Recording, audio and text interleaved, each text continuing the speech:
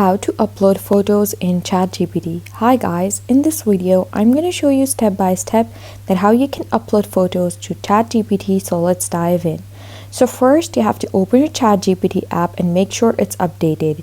So for that you have to go to the App Store and you have to click the search bar on the bottom right corner, and then you have to click the search bar and search for ChatGPT.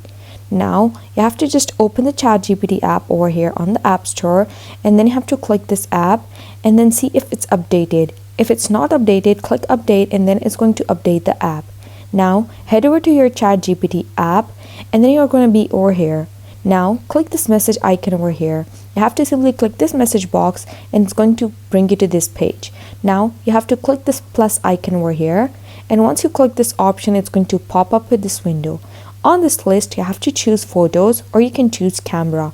If you want to click a picture, click camera, and if you want to upload from your media, click photos.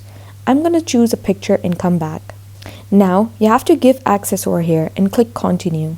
Now once you choose the image, you have to click the add on the top right corner. That's going to be visible when you click the picture, and here you go. This is the picture that you have uploaded. Now you can click the send icon over here and it's going to upload the image to ChatGPT, and you can ask questions about it.